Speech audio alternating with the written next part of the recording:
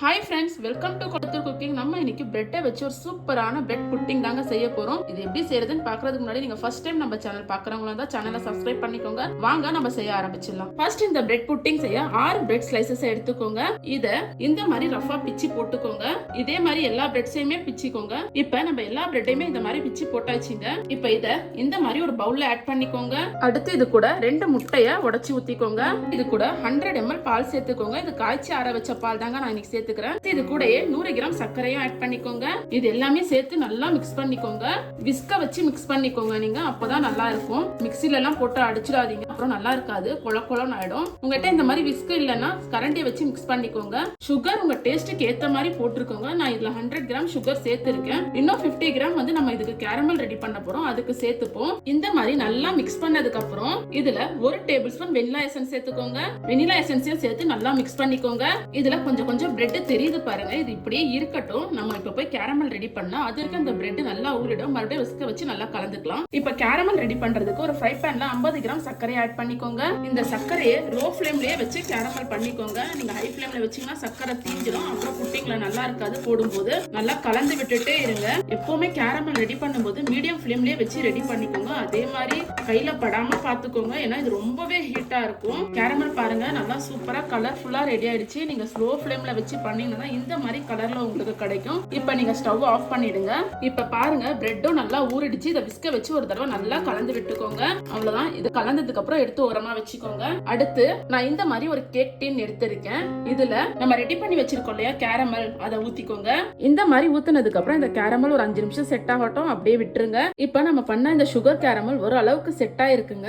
இதுல நம்ம கலந்து வச்சிருக்கோம் இல்லையா பிரெட் மிக்சிங், இதை சேர்த்துப்போம். இந்த மாதிரி பாதி சேர்த்ததுக்கு அப்புறம் இதுல நான் கொஞ்சமா டூட்டி ஃப்ரூட்டி ஆட் பண்றேன். பார்க்க ரொம்ப கலர்ஃபுல்லா இருக்கும். கட் பண்ணி எடுக்கும்போது குழந்தைங்களும் ரொம்ப ஜாலியா என்ஜாய் பண்ணி சாப்பிடுவாங்க, கலர்ஃபுல்லா இருந்துச்சுன்னா. இந்த மாதிரி போட்டதுக்கு அப்புறம் மீதி இருக்கிறதே ஊத்திக்கோங்க.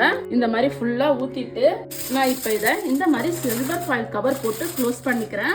நீங்க எதுல பண்றீங்களோ அதுல சுகர் கேரமல் சேர்த்துக்கோங்க. நீங்க கேக் டின்ல தான் பண்ணணும்னு அவசியம் இல்லைங்க. நீங்க நார்மல் ஒரு ஸ்டீல் பவுல்ல கூட நீங்க பண்ணிக்கலாம். இப்ப இதை நம்ம ஸ்டீம் தாங்க பண்ண போறோம். அதுக்கு இட்லி பாத்திரத்துல தண்ணி ஊத்தி வச்சுட்டு இதுக்கு மேல ஒரு இட்லி பிளேட் வச்சுக்கோங்க. உங்ககிட்ட ஸ்டீம் பிளேட் இருந்தா ஸ்டீம் பிளேட் கூட யூஸ் பண்ணிக்கோங்க.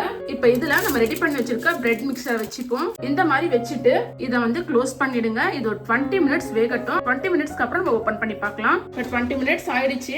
இது ஓபன் பண்ணிடலாங்க. இப்ப நம்ம வெந்துச்சா இல்லையான்னு செக் பண்ணி பார்த்துலாம். அதுக்கு இந்த மாதிரி ஒரு குச்சி எடுத்துக்கோங்க. குச்சியை உள்ள விட்டு பாருங்க கொஞ்சம் கூட ஒட்டவே இல்லை. இந்த மாதிரி ஒட்டாம வந்துச்சுன்னா வெந்துச்சுன்னு அர்த்தம். ஒட்டிச்சுன்னா வேகலைன்னு அர்த்தம். இன்னொரு 10 நிமிஷம் நீங்க எக்ஸ்ட்ரா டைமிங் வச்சுக்கோங்க. நீங்க குச்சி இல்லைன்னா நைஃபை கூட இந்த மாதிரி வச்சு செக் பண்ணி பார்த்துக்கலாம். இப்ப இதை வெளியே எடுத்துருங்க. இது நம்ம வெளியில எடுத்தாச்சுங்க. இது நல்லா ஆறட்டும். ஆறிட்ட அப்புறம் நம்ம இதுல இருந்து ரிமூவ் பண்ணிக்கலாம். அதுக்கு ஒரு 1/2 hour டைம் ஆகும். நீங்க வெளியவே வச்சு கூட இதை ரிமூவ் பண்ணிக்கலாம். ஃப்ரிட்ஜ்ல வச்சு சாப்பிட்டீங்கன்னா டேஸ்ட் அடி பொலியா இருக்கும். நான் இன்னைக்கு ஃப்ரிட்ஜ்ல தான் வச்சு சர்வ் பண்ண போறேன். நீங்களும் விருப்பப்பட்டா ஃப்ரிட்ஜ்ல வச்சு சர்வ் பண்ணிக்கோங்க. வாங்க ஃப்ரிட்ஜ்ல வச்சிடலாம். இப்ப 1/2 hour ஆயிடுச்சுங்க. ஃப்ரிட்ஜ்ல இருந்து நம்ம இதை வெளியே எடுத்தாச்சு. இப்ப இதை இந்த ஓரங்கள்லாம் இந்த மாதிரி கத்திய வச்சு எடுத்து விட்டுருங்க. அப்பதான் நம்ம எடுக்கிறதுக்கு ஈஸியா இருக்கும். இந்த மாதிரி ஓரங்கள் எல்லாம் எடுத்து விட்டதுக்கு அப்புறம் இதை இந்த மாதிரி ஒரு பிளேட்டை வச்சு திருப்பி போட்டுக்கோங்க. இந்த மாதிரி ஒரு தடவை தட்டினீங்கனாலே போதும், அழகா வெளியே வந்துடும். நம்ம ஓபன் பண்ணலாம். பாருங்க நம்ம பிரெட் புட்டிங் எவ்வளவு சூப்பரா கலர்ஃபுல்லா வந்திருக்கு. சைடுல எல்லாம் பாருங்க அந்த கேரமல் வழிஞ்சு போறது பார்க்கவே ரொம்ப அழகா இருக்கு. இதுக்கு மேல நான் கொஞ்சம் டாப்பிங்ஸையும் டூட்டி ஃப்ரூட்டியும் ஆட் பண்ணிருக்கீங்க. நீங்களும் விருப்பப்பட்ட ஆட் பண்ணிக்கோங்க. இதுக்கு மேல நான் இந்த மாதிரி செரி ஒண்ணு வச்சுக்கிறேன். இப்ப நம்ம இதை கட் பண்ணி பீசஸ் போட்டுக்கலாங்க. பாருங்க எவ்வளவு சாஃப்டா இருக்குன்னு. கத்தி உள்ள வச்சோன்னு எப்படி கட் ஆகுது பாருங்க. இதே மாதிரி எல்லாமே கட் பண்ணி பீசஸ் போட்டுக்கோங்க. உங்களுக்கு எந்த ஷேப்ல பிடிக்குமோ அந்த மாதிரி நீங்க ஷேப்ல பீசஸ் போட்டுக்கோங்க. ரொம்பவே சூப்பரா நம்மளோட பிரெட் புட்டிங் ரெடி ஆயிடுச்சுங்க. பார்க்கவே பாருங்க எவ்வளவு அழகா இருக்கு, எவ்வளவு சாஃப்டா இருக்கு பாருங்க. உங்களுக்கு பார்த்தாலே தெரியும். வாயில வச்சோடனே கரைஞ்சி உள்ள போயிடுங்க. மேல இருக்க அந்த கேரமலோட வச்சு சாப்பிட்டீங்கன்னு வைங்களேன், எத்தனை பீஸ் உள்ள போகுதுன்னு கூட உங்களுக்கு தெரியாது. அந்த அளவுக்கு ரொம்பவே டேஸ்டியா இருக்கும். நீங்களும் இதே மாதிரி செஞ்சு பார்த்துட்டு எப்படி வந்ததுன்னு எனக்கு மறக்காம கமெண்ட்ல சொல்லுங்க. நம்ம சேனலை சப்ஸ்கிரைப் பண்ணிக்கோங்க. தேங்க்யூ.